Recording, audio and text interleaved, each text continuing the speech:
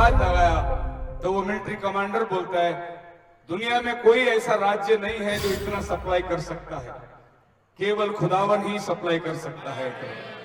Praise the Lord, hallelujah. और वो मन्ना खाते वो लोग ऐसे जंगल की यात्रा में जा रहे थे जहां उनके कपड़े पुराने नहीं हुए और ना वो बीमार पड़े और उनके चप्पल भी छोटे नहीं हुए। तो जो बालक घर से 5 नंबर का चप्पल पहन के निकला था वो 40 उम्र तक, जब वो आदमी 45 का हुआ तब तक वही चप्पल पहना हुआ है। क्यों? जंगल में चप्पल कहां खरीदेंगे वो? तो क्या हो रहा था, जैसे उसकी पैर बढ़ती थी वैसे चप्पल भी बढ़ती थी। बोलो हालेलुया।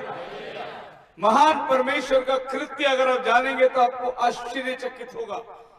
जो बच्चे घर पे 5 साल के निकलने के समय जो कपड़ा उन्होंने सिलाया था वही कपड़ा 45 साल तक पहने और वही कपड़ा उनका बदन में बढ़ता रहा। प्रभु खुद उनका रोज बरोज उम्र के हिसाब से कपड़ा भी बढ़ाता था। आजकल के बच्चे नहीं चलेंगे क्योंकि बर्थडे आए तो नया कपड़ा चाहिए और कोई फंक्शन आया तो कपड़े चाहिए। फिर अपने जूते के तो हिसाब ही दूर है। हर साड़ी के कलर, कपड़े के कलर पे एक एक चप्पल अपनी अलमारी में है। हर रंग, हर साड़ी के कपड़े में एक एक हमारे पास पर्स है। मैचिंग सेंटर में चलते हैं हम लोग, पर इजरायली लोग के पास कोई मैचिंग सेंटर नहीं था। वो जो चले उसी पर वो मंजिल तक पहुंचे। बोलो हालेलुया। कोई मॉल था ही नहीं, कोई होटल था ही नहीं जहां जाकर वो लोग बैठ सके, खरीदी कर सके। कोई सुपरमार्केट था ही नहीं, कोई हॉस्पिटल नहीं। एक ही डॉक्टर, उसका नाम था मूसा, और एक डॉक्टर 20 लाख लोगों का इलाज करता था। जिसको भी तकलीफ मूसा डॉक्टर के पास जाए उसका सारा इलाज। हालेलुया। उसके पास एक ही इलाज था, जो पीतल का सांप लटका है देखो तुम बच जाओगी। उसके पास एक ही दवाई थी इलाज कि मसीह के पास देखो, वही तुम्हारा इलाज करने वाला परमेश्वर है। अगर जंगल में 40 साल ऐसा था तो आज भी वही मसीह है जो आपको चंगाई देने वाला, वही मसीह है जो आपका हर जरूरत को पूरा करने वाला। इस अकाल के समय में, ये मरी के समय में प्रभु ने अपने बच्चों की रक्षा करी है। बोला हालेलुया। हजारों के तैनात में कोरोना में चले गए, लेकिन प्रभु ने अपने विश्वासियों को कितना अद्भुत रीति से संभाला है। उस महान नाम को धन्यवाद करते हैं। हमारे इर्द गिर्द मरी फैली थी, लेकिन हमारे घर में फरिश्ता अगुवाई कर रहा था। हमारे आसपास में लोग मर रहे थे, लेकिन खुदावन आपको और हमको जीवन बख्श दे रहा था। अद्भुत महान परमेश्वर। बाइबल कहता है, आगे हम जाएंगे, परमेश्वर ने उत्पत्ति 7 अध्याय के 11 वचन में आसमान के खिड़की खोलकर पानी बरसाया। यह नूह का समय है। जब ये नूह के समय में 40 दिन बारिश हुई और ये पृथ्वी इतना पानी से भरा कि पहाड़ की चोटी तक वो डूब गई। बाइबल कहता है कोई पहाड़ की चोटी भी नहीं दिखाई दी, इतनी पानी थी। इतनी पानी आया कहां से? बाइबल कहता है उसने आसमान के खिड़की खोलकर। 7 अध्याय का 11 वचन पढ़िए।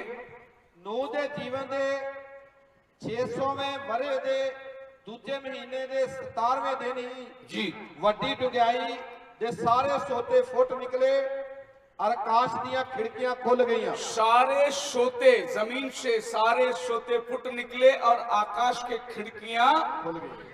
आकाश की खिड़कियां, इसीलिए मैंने कहा कि आकाश में खिड़की भी है, आकाश में दरवाजे भी हैं। परमेश्वर इनको इस्तेमाल कैसे करता है।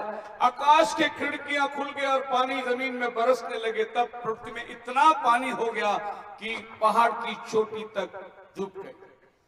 और केवल नूह और नूह के साथ में जो जानवर थे, पक्षी थे, जो प्रभु ने उनको कहा था एक एक जोड़ा तो ले ले, इसके अलावा कोई प्राणी ये जगत में जो नाव में थे वही लोग बचाए गए, क्योंकि परमेश्वर का बचाव का जरिया वही था। वही एकमात्र रास्ता था। अगर किसी को बचना है तो नूह के जहाज में आए। लेकिन 8 लोगों के अलावा कोई जहाज में नहीं। परंतु परमेश्वर ने हाथी, घोड़ा, जो भी जानवर थे, एक एक जोड़ा को जहाज के पास भेज दिया। जानवर के लिए कन्वेंशन की जरूरत नहीं है, जानवर के लिए सुसमाचार की जरूरत नहीं है। प्रभु आज्ञा देगा वो मानते हैं वो लोग। कन्वेंशन खाली आप और हम जैसे इंसानों के लिए चाहिए। पश्चाताप करो, प्रभु के पास आओ, जीवन दे दो। बचना है आओ प्रभु के पास, लेकिन जानवर को बचना है। प्रभु ने हुक्म दिया, 2 हाथी जहाज पे चली आ रही है, जो शेर जहाज पर चढ़ी आ रही है, ये सब जानवर, पक्षी जिनको प्रभु ने आज्ञा दी, वो जो चुने हुए थे वो जहाज में आए। वैसे जंगल में हाथी बहुत थी, शेर बहुत थे, जानवर और पक्षी बहुत थी, लेकिन प्रभु ने एक एक जोड़ा को चुना था कि तुम जहाज में चले जाओ, और वो बराबर जहाज की तरफ में आए। बोलो हालेलुया। आज शहर में हजारों क्रिश्चियन होंगे, लेकिन इस मीटिंग में वही आएगा जिसको प्रभु ने चुन के रखा था। ये आपका जगह आप ही को लेना है। हम सोचते हैं कि हमने मीटिंग लगाई, हैंडबिल बांटी, व्हाट्सएप किया, बहुत से लोग आ गए। नहीं, हमने कुछ नहीं किया। जो आए हैं खुदा ने लाया है, क्योंकि आपको बुलाने वाला वो परमेश्वर है। बोलो हालेलुया। वो आपका नाम लेके जानता है कि आज की शाम कौन यहाँ पर होना चाहिए। हम जितना भी हम कहते रहे, मैंने उसको कितनी बार फोन किया लेकिन वो आया नहीं। अब जिसको मैंने फोन नहीं किया वो आ गया, उसको प्रभु ने भेजा। और आप जिसके लिए प्रयास कर रहे थे वो नहीं आ पाया, वो बहुत बिजी हो गया, क्योंकि आपका लगा उस एक इंसान के ऊपर थी, लेकिन खुदावन का लगा अपने चुने हुओं के ऊपर है।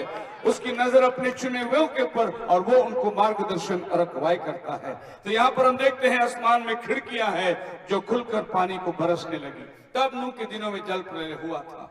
अब हम देखेंगे कितनी बार आसमान बाइबल में खुली है।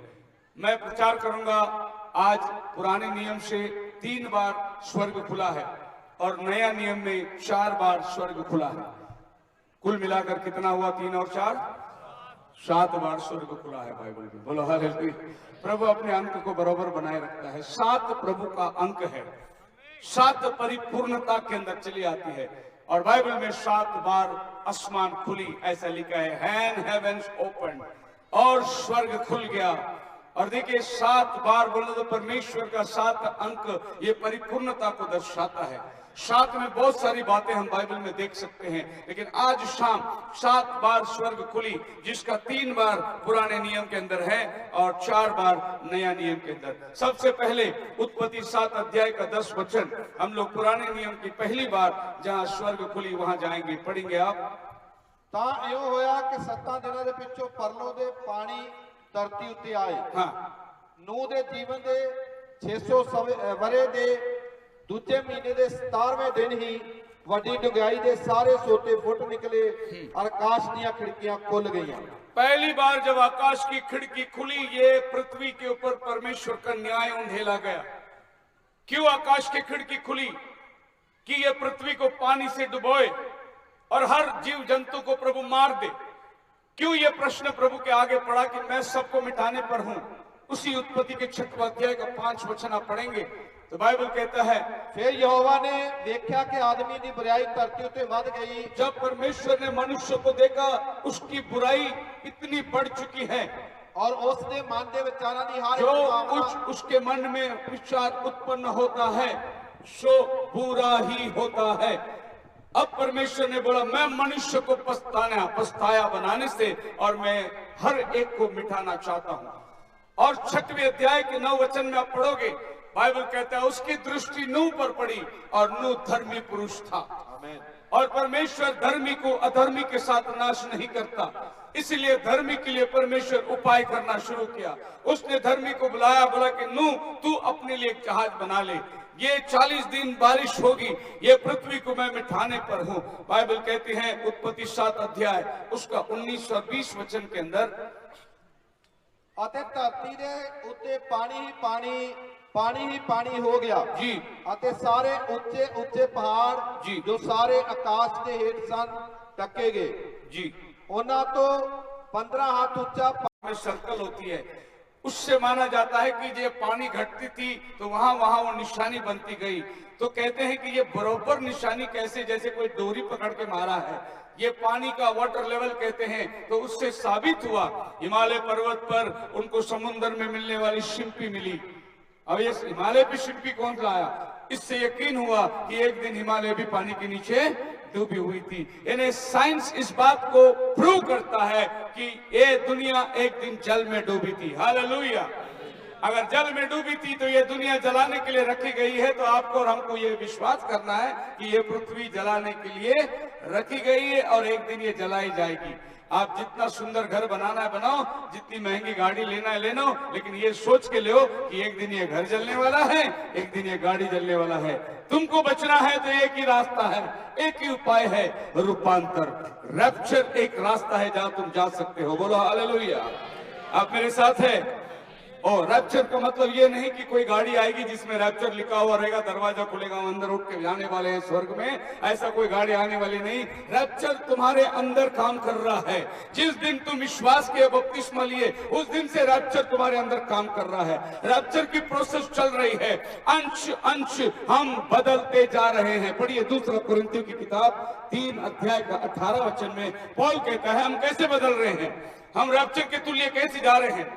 3:18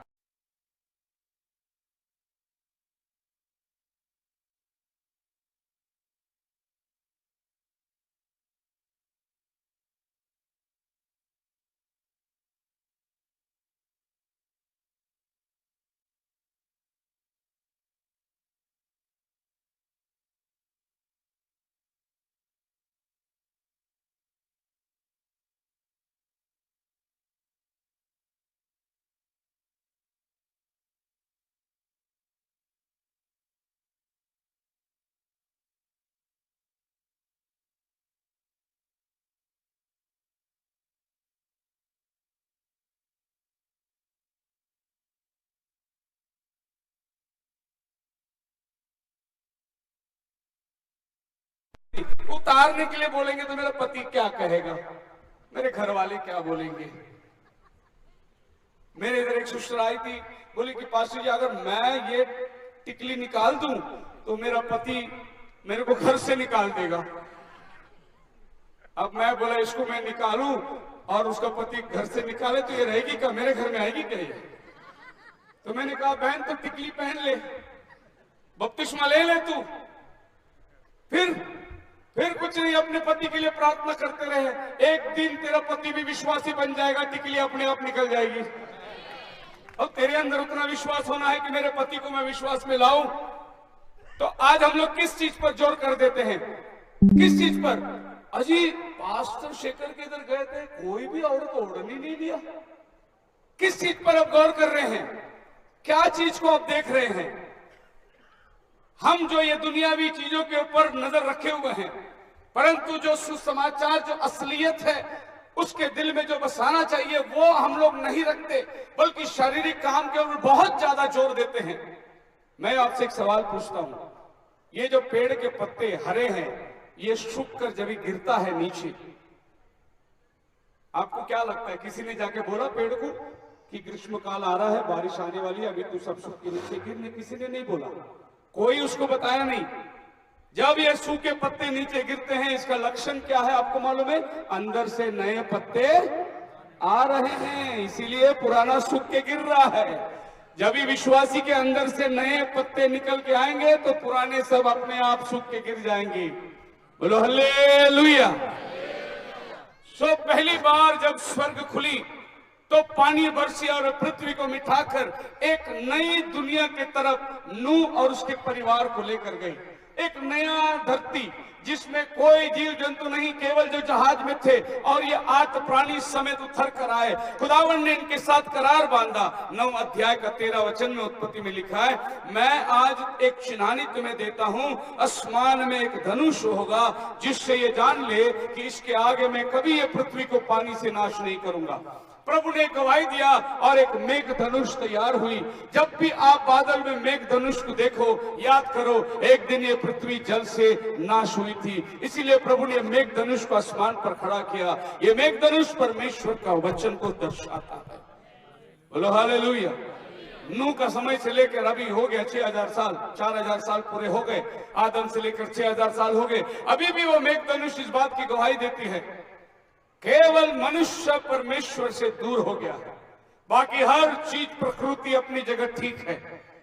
मैं बचपन से देखते आया कि ये जो घर में घोंसले बना के चिड़िया रहती है, जब मैं छोटा था तब से वो वहीं रहती है, अभी भी वो घोंसला बना के रहती है। उनके अंदर कोई डेवलपमेंट नहीं है, उनके अंदर कोई एडवेंचर, नया चीज नहीं है। शेर अभी भी गुफा में ही रहता है, लोमड़ी अभी भी उसके सिरा में पड़ा रहता है, उसको, इनके अंदर कोई परिवर्तन नहीं है।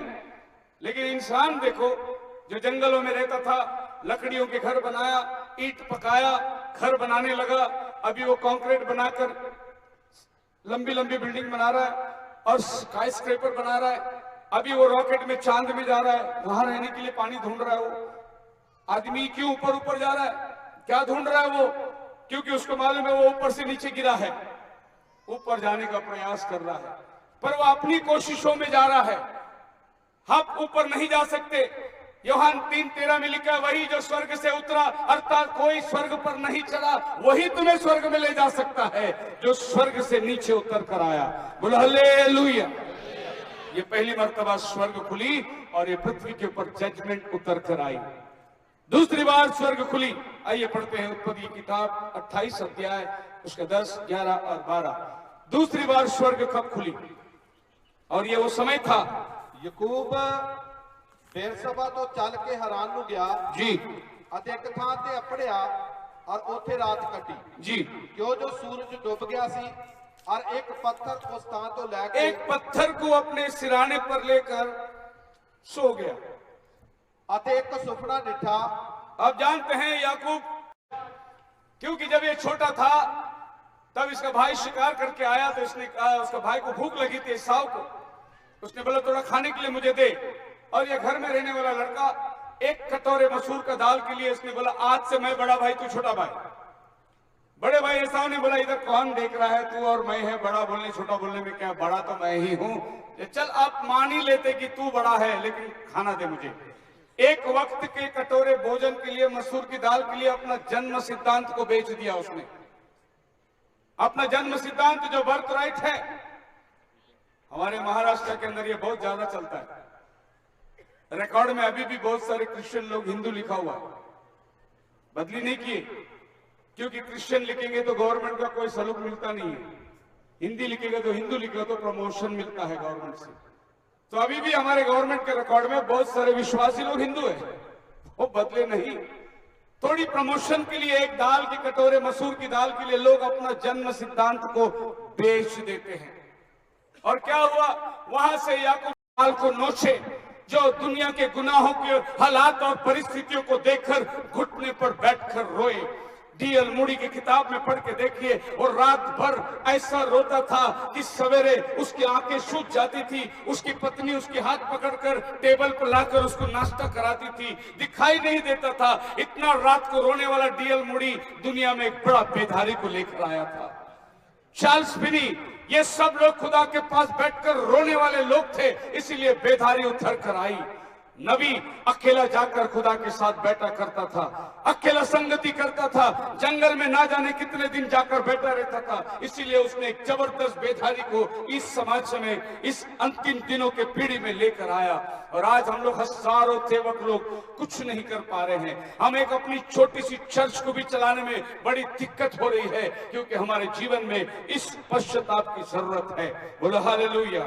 इसने पत्थर लेकर सिहाने पर रखा और पत्थर में उसके लिए दर्शन की बातें खुल गई। जब जेकब अपने घर से निकला, बहुत बुरी परिस्थिति में निकला, उसके पास कोई मदद का जरिया नहीं था, लेकिन जब उसने पत्थर लेकर सर पे रखा, उसे यह प्रकाशन मिल गई। बाइबल कहती है, उत्पत्ति 28 अध्याय उसका 13 वचन में लिखा है, वेखो यहोवा उसके कोल खड़ोता सी। प्रभु खुद सीढ़ी पर खड़ा हुआ है ऊपर। और उस आख्या, क्या देखा उसने? मैं यहोवा तेरे, सीढ़ी लगा हुआ है और स्वर्ग पर उसने जब नजर मारी तो परमेश्वर सीढ़ी पर खड़ा है ऊपर, और देवदूत उतर रहे हैं, चढ़ रहे हैं, उतर रहे हैं, चढ़ रहे हैं। मैं ये देवदूत उतरना चढ़ना, इसका प्रकाशन क्या है, मैं आपको आज बताने जा रहा हूं। क्यों याकूब ने ऐसा देखा? सीढ़ी धरती से स्वर्ग में, और फरिश्ते उतर रहे जा रहे हैं, क्या कर रहे वो? और प्रभु स्वर्ग पर खड़ा है, सीढ़ी की चोटी पर प्रभु खड़ा है। यह दर्शन को देखकर याकूब उठ गया। अब बाइबल हमें बतलाता, पहला पत्रस की किताब उसका 2 अध्याय 7 वचन, the stone which the builders rejected has become the chief cornerstone, to you who believe he is precious, but to those who are disobedient. आप अगर इस पत्थर पर विश्वास करेंगे तो ये पत्थर आपके लिए अनमोल है। अगर ये पत्थर पर आप विश्वास नहीं करेंगे तो यही पत्थर आपको कुचल डालेगा, आपका न्याय का पत्थर बन जाएगा। जिन्होंने राजमिस्त्रियों ने ठुकराया, वो कोने का सिरे का पत्थर बन गया। बाइबल हमें कहता है कि याकूब उसके आगे गए, उसका जीवन बड़ा खतरे में था। वो चला गया अपने लाबान के पास, वहां जाकर उसको नौकरी करनी पड़ी। 7 साल कठिन परिश्रम करना पड़ा और फिर उसको जो लड़की चाहिए थी वो नहीं मिली। दूसरा बहन को उसके पास दे दिया गया। याकूब ने फिर अपने मामा से कहा, मैं इससे नहीं उससे शादी करना चाहता था। मामा जी ने कहा, हमारे यहाँ रीत नहीं कि बड़ी को रखकर छोटी को दे, इसीलिए मैंने बड़ी को दे दिया। अब वो भी चाहिए तो मैं तेरे हाथ में देना चाहता हूं, तो उसका भी हफ्ता पूरा कर, मतलब और 7 साल तू काम कर। और याकूब वो दूसरी औरत के लिए और 7 साल काम किया। बोलो प्रेज़ द लॉर्ड, हालेलुया। फिर वो 7 साल 14 साल उसने काम किया उसके पास, और उसको 2 पत्नी मिल गई और उसको बच्चे होने लगे, लगातार एक बच्चे। तो याकूब का परिवार बड़ा परिवार बन गया। अब उसके घर में 12 बच्चे हैं, 2 बीवी है। अब ये लोग दोनों आपस में ऐसे जैसे ससुर अपने आप को कमजोर महसूस करने लगा, याकूब बढ़ता चला गया। तो जब ये इसने पत्थर को उठाई, सिरहाने की पत्थर को उठाई, उस पर तेल मलकर उसको अभिषेक किया और कहा कि ये जो जगह मैं लिटा हूं ये भयानक जगह है, सिवाय परमेश्वर का मंदिर का ये और कुछ नहीं हो सकता। उसका नाम उसने बेथेल रखा।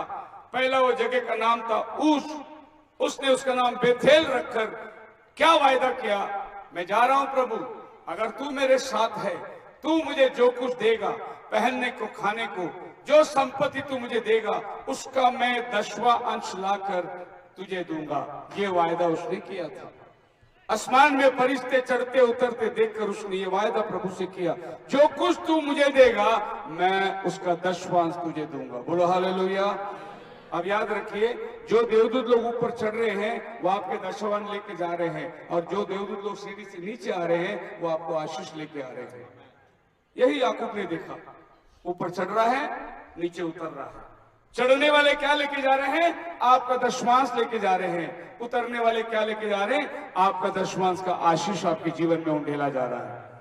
इसीलिए याकूब उठकर उस पत्थर को कहा कि ये प्रभु का भवन। हाँ जी, आज लोग बहुत से जिनको 10वां नहीं देना है वो कहते हैं कि 10वां तो पुराना नियम है, नया नियम में 10वां कहाँ है बताओ? नया नियम में कौन 10वां दिया? ये तो पुराना नियम है। तो जिनको 10वां नहीं देना है वो पुराने नियम की बात उसको ठहरा देते। अब मुझे ये बताइए कि 10वां मूसा के द्वारा लेवी के घराने को मिलने के लिए व्यवस्था मिली, लेकिन जब याकूब 10वां देने की बात कर रहा है तभी कोई व्यवस्था नहीं था, कोई लॉ नहीं था। इसका मतलब व्यवस्था के पहले 10वां की विधि आ चुकी है। बोलो हालेलुया। मैं जो सवाल पूछ रहा हूं ये पास्टर लोगों को बहुत अच्छी तरीके से, आपके पास कितने लोग आए, बोले प्रार्थना करो मुझे कनाडा जाना है, और कितने लोग कनाडा गए और जाने के बाद आपको कितने लोग 10वां भेजे? पास्टर लोग को अच्छे से मालूम रहेगा। पास्टर जी प्रार्थना करिए मुझे जाना है, बाहर पे जाना है। जाने के बाद पास्टर को एक फोन भी नहीं करता हूं। याकूब ने क्या बोला? मैं जब आऊंगा तो मेरी सारी कमाई संपत्ति का मैं 10वां दूंगा यहाँ पर। बोलो हालेलुया। और ये जो वायदा करके जाता है और बना रहता है अपने वायदे के अंदर, उसको प्रभु वहां पर भी संभालता है। वरना आपको मालूम है कितने लोग नौकरी छोड़ के इंडिया में भाग के आ गए? इस कोरोना काल के अंदर कितने लोगों की नौकरी चली? हजारों की नौकरी चली गई। हजारों लोग जो है वहां पर खाने को मोहताज हो गए, कारण तुमने जो वायदा प्रभु को किया वो वायदे को पूरा नहीं किया। सो बाइबल कहता है कि तुम जब जाओगे ये शपथ खा के जाना और उसको तुम याद रखना। सो बाइबल हमें यह भी बतलाता है, what is Jacob's ladder about? 28 अध्याय उसका 15 वचन में, behold I see thee and will keep thee. अब प्रभु वायदा करता है उस पत्थर को, पढ़िए 28 का 15। ਵੇਖ ਮੈਂ ਤੇਰੇ ਅੰਗ ਸੰਗ ਹਾਂ ਜਿੱਥੇ ਕਿਤੇ ਤੂੰ ਜਾਵੇਂਗਾ जी मैं तेरी राखी करांगा जी ਅਤੇ ਤੈਨੂੰ ਫੇਰ ਇਸ ਦੇਸ਼ ਵਿੱਚ ਲੈ तू ਆਵਾਂਗਾ जिधर जिधर जाएगा मैं तेरी रक्षा करूंगा। और जिन्ना चिर तੀਕ तेरे नाल अपना बोल पूरा ना कर लवां जी तैनू नहीं विसारांगा जी। फिर याकूब अपनी नींदर तो जागया जी और अपने सचमुच यहोवा इस स्थान विच है यार मैं ना जाता। ये आशीष आपको चाहिए? आप जिधर जिधर जाएंगे यहोवा तेरी रक्षा करेगा। तू जो जमीन के खेत करेगा वो फलवंत होगा। तेरे जीवन के अंदर ये सब आशीष चाहिए तो याकूब की तरह प्रभु से वायदा करो, जो कुछ तू मुझे देगा उसका मैं 10वां ला कर यहाँ दूंगा, और ये प्रभु का भवन ठहरेगा। बेथेल, बेथेल का मतलब प्रभु का भवन, बेतलेहम, हम का मतलब रोटी, परमेश्वर का घर का रोटी, जिधर प्रभु यीशु मसीह पैदा हुआ बेतलेहम, क्योंकि वो परमेश्वर का रोटी बन के आया, इसलिए उसको बेतलेहम में ही आना था, क्योंकि वो आपका और मेरा आत्मिक भूख मिटाने वाला। सो बेतलेहम, बेथेल। फिर बाद में जब वो वापस लौट के आया, उसका नाम उसने एल बेथेल रखा, मेरा खुदा का घर। जाने के टाइम उसने बोला खुदा का घर, आने के टाइम में बोला मेरा खुदा का घर है ये। हालेलुया। क्योंकि वो बहुत आशीष पाया, उसके पीछे आशीष लगातार थी। 28:13 में लिखा है मैं तेरे जायदाद को आशीष दूंगा। उसके बाद 14 में लिखा है मैं तुझे बढ़ाऊंगा फुलाऊंगा। उसके बाद 14 में लिखा है मैं तेरे टेरिटरी को एक्सपांड करूंगा, बड़ा करूंगा। और 14 में लिखा है मैं सारे वायदे को तुझ में पूरा करूंगा। क्या विश्वास करते हैं हमारा परमेश्वर वायदे को पूरा करने वाला परमेश्वर है? बोलो हालेलुया। और वो खुदावन आज आपको भी देख रहा है। अगर आपके दिल में ये शपथ आई जो याकूब ने किया, आपके जीवन में आज से आशीष शुरुआत हो जाएगी, और इस आशीष को आप अपने जीवन के अंदर कबूल कर सकते हो। अब आगे जाके देखेंगे 16 वचन के अंदर, वो नींद से उठा, कहा कि ये बहुत भयानक चीज है, घबरा गया, और उसने उस पत्थर रखकर, वही पत्थर जो उसने सिराने पर लिया, उसको तेल मलकर उससे वायदा किया, प्रभु ये हो ना हो, ये तेरा पवित्र घर है। बाइबल में बेथेल का जो मीनिंग है सेपरेशन, यानी अलग होना, प्रभु से या किसी और चीज से दूर होना, उसका नाम पहला था लूज, और अब वो घर बन गया। प्रभु उसको अलग कर रहा है, सेपरेशन प्रभु लेकर आ रहा है। और 20 वचन में उसने प्रभु के साथ करार किया, और 22 वचन में उसने बोला मैं सब कुछ उसका 10वां तुझे दे दूंगा। यही है सीढ़ी आसमान पर लगा, फरिश्ते ऊपर उतरने चढ़ने का करार। No one act of ordinations of tithing promises you the 10 blessings. जब आप प्रभु के साथ 10वां का वायदा करते हैं, प्रभु अनेक प्रकार का आशीष आपको देता है। जब याकूब अपने घर में गया, वहां धनी हो गया, उसके भेड़ बकरियां बढ़ गई, वो इतना धनी हो गया, बीबी हो गए, बच्चे हो गए। अब वो भूल गया उस वायदे को जो उसने करके आया था। अब वो सोच रहा है सब कुछ ठीक चल रहा है, घर ठीक चल रहा है, बच्चे परिवार सब ठीक है, धन संपत्ति। और एक दिन प्रभु आया। 31 अध्याय उत्पत्ति का 13 वचन में, वायदा करके तुम भूल जाओगे लेकिन प्रभु नहीं भूलेगा। प्रभु अपने वायदे को स्मरण रखता है, वो वायदे के मुताबिक आपसे बात करेगा। वो इंतजार करता है कि कब तो अपने वायदे को याद करे।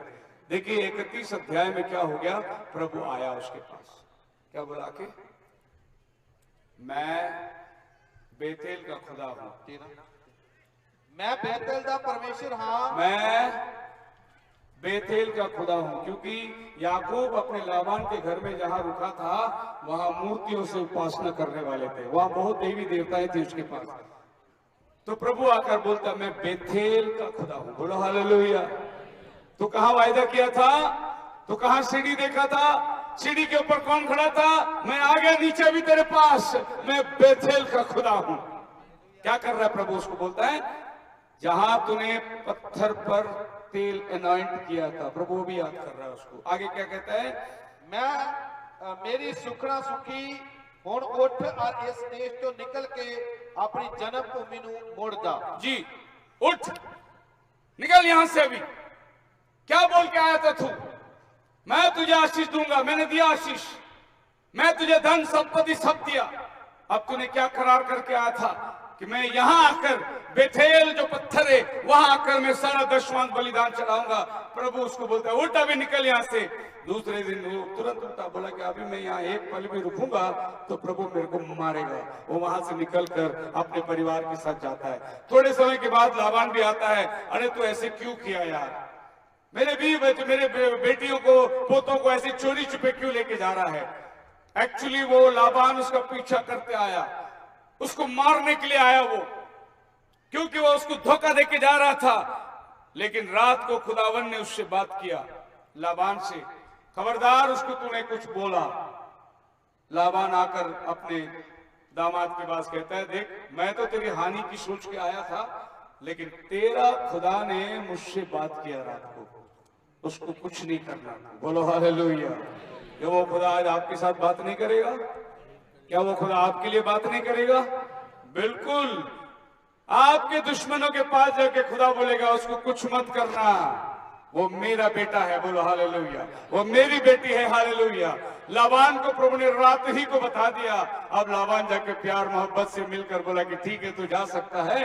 अगर तेरा खुदा ना आया होता तो आज तेरी हालत बहुत खराब होती। अब याकूब वहां से निकल के जा रहा है। ये दूसरी बार स्वर्ग खुल गया। खत्म करने का टाइम हो चुका है।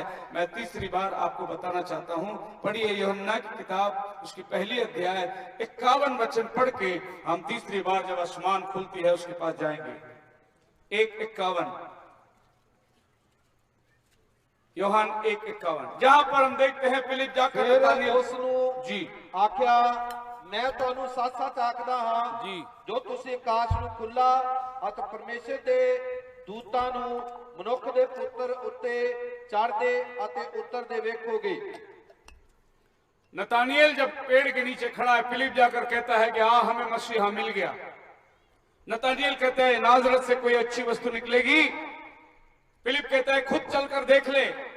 अब नतानियल और फिलिप यीशु के पास आते हैं और यीशु आते ही नतानियल को देख के प्रभु कहता है कि तू सच्चा इजरायली है, तेरे मन में खपट नहीं है, तू सच्चा इजरायली है। देखिए ध्यान से सुनिए, इजराइल नाम याकूब को पड़ा।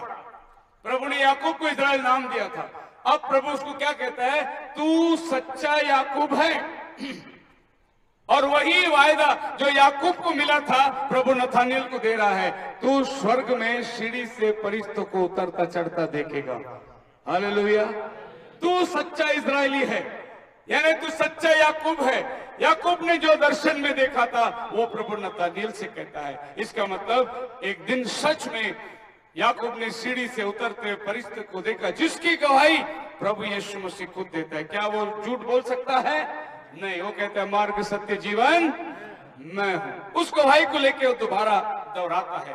तीसरी बार जब स्वर्ग खुली, एजिकियल की पहली अध्याय पहला वचन, बस ये बोलकर मैं बंद करना चाहता हूं।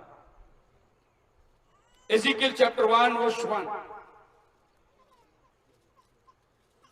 Now it came to pass the 13th year in the 4th month, the 5th day of the month.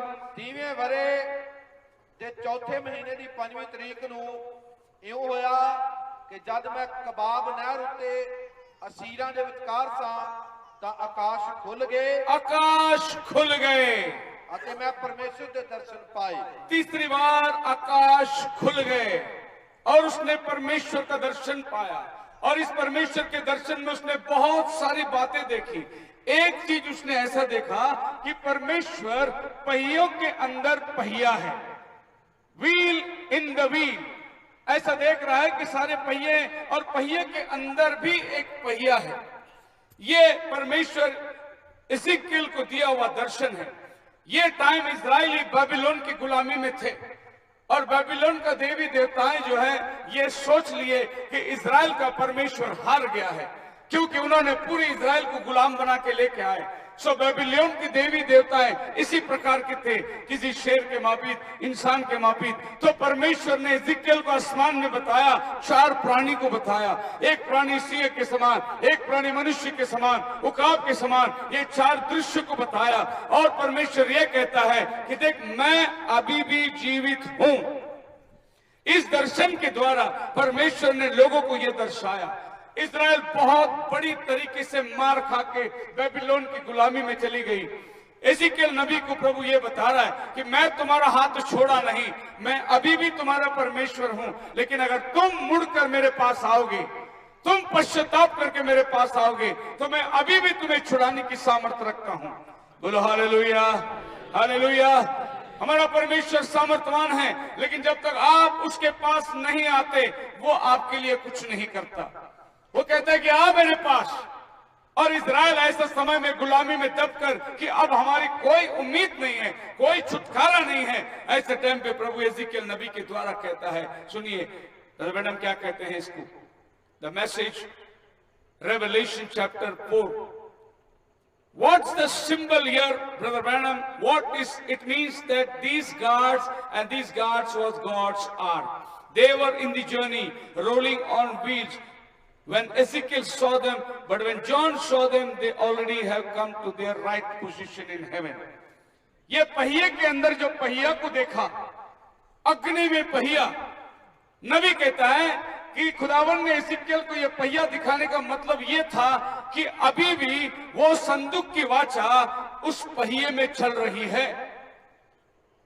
जो पहिए में लोग संदूक की वाचा को लेके जा रहे थे यात्रा के अंदर, खुदावन कहता है नबी के द्वारा कि ये पहिया मतलब मेरी संदूक की वाचा अभी भी यात्रा में है। जब एजिकियल ने देखा कि वो यात्रा में है और इसी पहिए को जब यूहन्ना ने देखा, उसकी यात्रा समाप्त हुई, अब संदूक की वाचा स्वर्ग में दिखाई दे रहा है।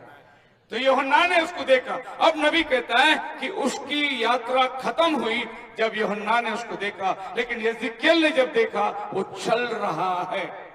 चलने का मतलब क्या है? खुदावन का वाचा चलते चलते गुजर के जा रहा है। 40 साल जंगल की यात्रा में चलते रहा। अब वो संदूक की वाचा को फिर बाबिलोन ने गुलामी के अंदर लेके जाने के नबी लोगों ने उसको लेकर गायब कर दिया। अभी भी मेरा वाचा चल रहा है, इसीलिए प्रभु ने उसको दर्शन में बताया पहिए के अंदर पहिया है। बोला हालेलुया। बट एजिकियल की ये सोच और दर्शन जब उन्होंने इजराइल को बताया तो इजराइल को हिम्मत आई कि हमारा परमेश्वर अभी भी हमको छुड़ा सकता है। उनको अभी विश्वास हो गया कि प्रभु अपने नबी के द्वारा हमसे बात कर रहा है कि हमारा छुटकारे का समय निकट आ गया है। अब 70 साल पूरे होने पर है, दानियल प्रभु को देखकर प्रार्थना करने लगा, प्रभु समय होने का आया, अब हम लोग को गुलामी से निकलना चाहिए, कैसे निकलेंगे? और जब दानियल ने प्रार्थना करी, बाइबल कहता है 21 दिन दानियल उपवास में बैठा था और 21 दिन लगे स्वर्ग से माइकल दूत को जमीन में दानियल के पास आने के लिए। जब माइकल आकर दानियल से कहता है मुझे अंधकार की शक्ति रोक रही थी, मुझे यहाँ आने के लिए 21 दिन लगे, यानी दानियल का प्रार्थना का उत्तर आने के लिए इतने दिन लग गए। शैतान की ताकत ये पृथ्वी में उसे रोक रही थी, दानियल तक दर्शन की बात नहीं आ रही थी। आपको पता होगा कि दानियल के समय में प्रभु ने उसको सारी गिनती बताई, आप कितना टाइम में तुम छुटकारा पाने वाले हो। तो ये बार जब तीसरी बार स्वर्ग खुली, इस्राएल का छुटकारे का पैगाम नीचे आ गया। बोलो हालेलुया। और यही दानियल 9 अध्याय में आप पढ़ सकते हैं कि प्रभु का छुटकारा इजराइल के लिए कैसे आने वाली है, कैसे वो प्रधान 1 सप्ताह के लिए वाचा बांधने वाला है।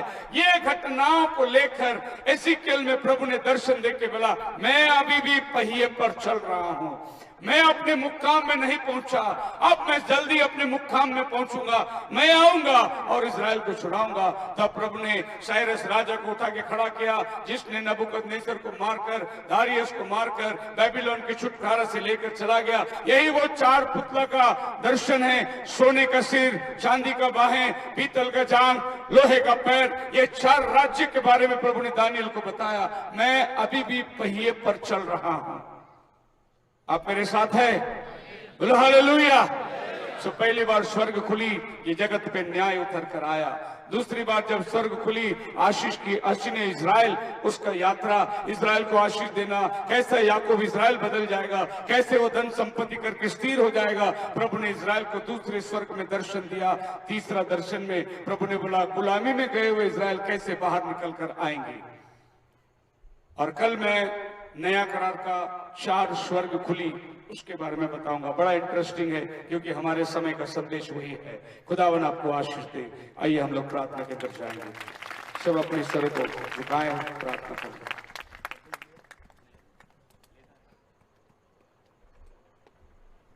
अपने आंखों को बंद करिए, प्रार्थना करेंगे। स्वर्गीय पिता, धन्यवाद देता हूं आज के इस बड़े दिन के लिए। 3 बार स्वर्ग पुराने नियम में खुला और ये तीनों बार प्रभु हमने देखा कि धरती में कुछ ना कुछ हादसा हुआ है। आज यहाँ पर विश्वास में जो बैठे हैं प्रभु, मैं इनके लिए प्रार्थना करता हूं कि हर एक के जीवन में स्वर्ग का द्वार खुल जाए। जैसे याकूब सकेती में पड़ा था, स्वर्ग का द्वार खुल गया, उसके आशीष का कारण बन गया, वैसे आज जो सकेती में है प्रभु, उनके लिए स्वर्ग का द्वार खुल जाए और उनका सकेती में बदल कर आनंद में हो जाए। ऐसे कोई बीमार व्यक्ति आज यहाँ पर है प्रभु, उसके लिए स्वर्ग का द्वार खुल जाए और चंगाई की आशीष उस पर उतर कर आए प्रभु।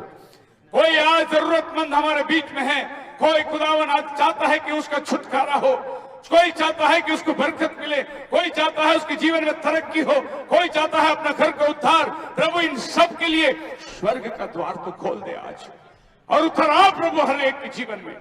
आज रात तू लोगों के साथ स्वप्न दर्शन से बातें कर, जैसे तूने याकूब को स्वप्न दिखाया, आज भी तू वही है। इन लोगों को स्वप्न से बात कर प्रभु, एक नया आशीष इनके जीवन के अंदर उंडेल दे प्रभु, उद्धार का मार्ग इनके लिए खुल जाए, ऐसी तू बड़ी रहम कर। आज प्रभु ये तीनों बार स्वर्ग जब खुली, अब हम नया करार में कल जाएंगे प्रभु, कैसे स्वर्ग खुली, आसमान से कबूतर की नाई पवित्र आत्मा नीचे उतर कर आई, कैसे यूहन्ना ने देखा स्वर्ग खुल गई, कैसे रैप्चर हो रहा है, कैसे प्रभु पौलुस ने देखा, ओ हालेलुया, स्तिफनुस के समय में स्वर्ग खुल गई। जब पौलुस वहां खड़ा हुआ था उसके कपड़े को रखकर स्तिफनुस ने आसमान को देखकर कहा स्वर्ग खुल गया है। कितनी बार स्वर्ग खुली, क्या क्या बरकतें तूने भेजी है, कल हम देखने वाले हैं। सबको तो बड़ी आशीष कर और अधिक लोगों को तो लेकर आ, सारा महिमा गौरव आपको देते हैं। प्रार्थना प्रभु यीशु के नाम में मांगते, सुन और कबूल कर। आइए हम लोग ये गीत गाएंगे, सब लोग खड़े हो जाएंगे, दान अर्पण लेंगे इस गीत पर जो प्रभु का है, वो प्रभु को देखकर उसकी महिमा करेंगे। अपने स्थानों पर खड़े हो जाएंगे। कितने लोग प्रभु को दान देना चाहते हैं? बोलो हालेलुया। हम क्या देंगे, भिखारी लोग हैं, जो कुछ हमको दिया है सब उसने दिया है नहीं? जो उसने दिया है उसमें से थोड़ा आज हम प्रभु की सेवा के लिए हाथ बढ़ाएंगे। सो अपना दान आपने निकाल लिए, अपने हाथ में रखें। आपके हाथ में दान है, उठाइए अपना दाहिना हाथ को। मैं आपके लिए प्रार्थना करूंगा, आपके दान के लिए मैं प्रार्थना करूंगा। ऐ खुदावन, आसमान खोलकर जमीन में देखने वाला, खिड़की खोलकर बारिश उंडेलने वाला, दरवाजा खोलकर मन्ना भेजने वाला, इन हाथों को देख और तेरी बरकत इन हाथों पर उतर कर आए।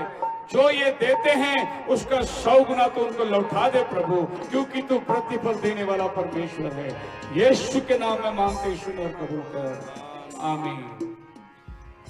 यीशु नाज़री मेरे, यीशु नाज़री, यीशु नाज़री मेरे, यीशु नाज़री, जीवन में मेरी तेरी इच्छा हो पूरी, जीवन में मेरी तेरी इच्छा हो पूरी।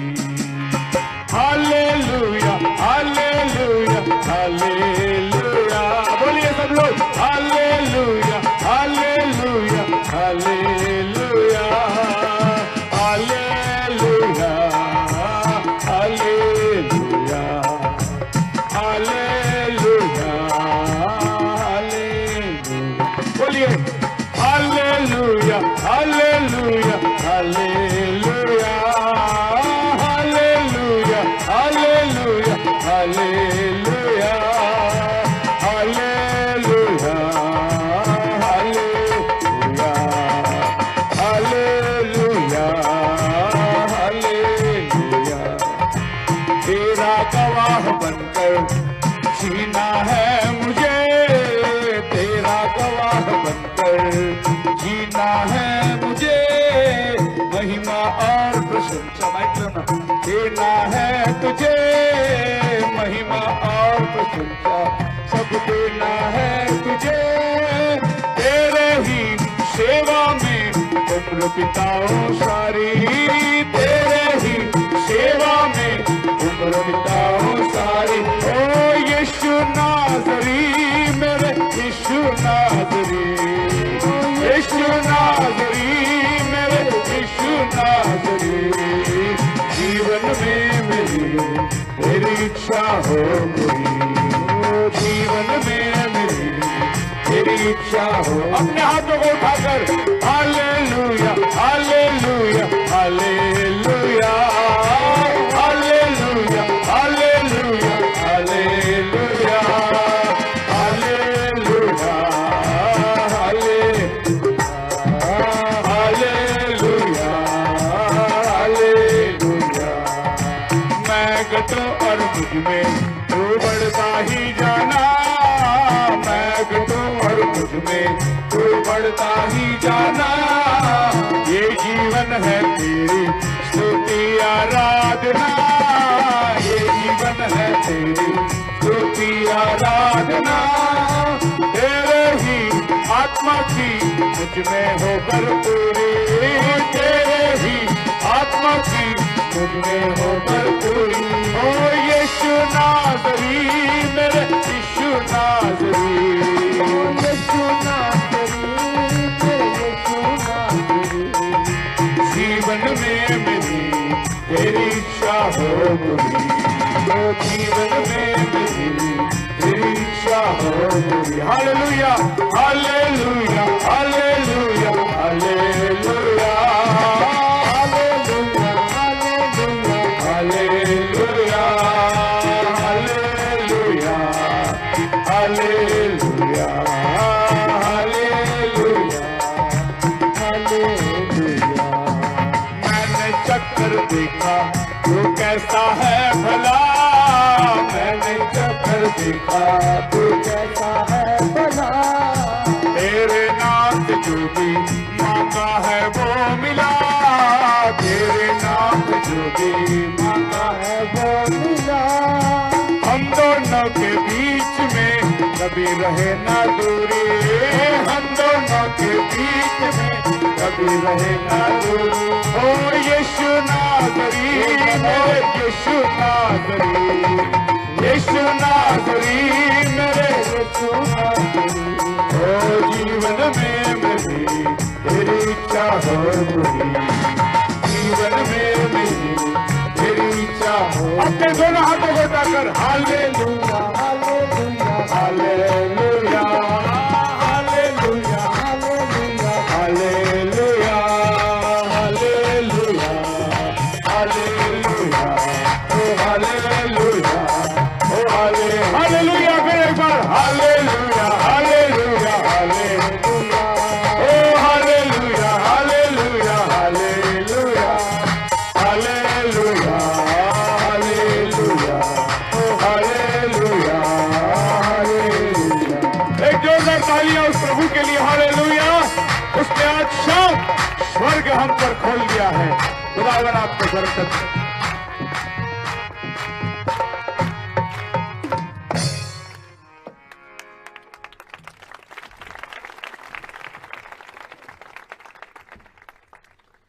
खुदा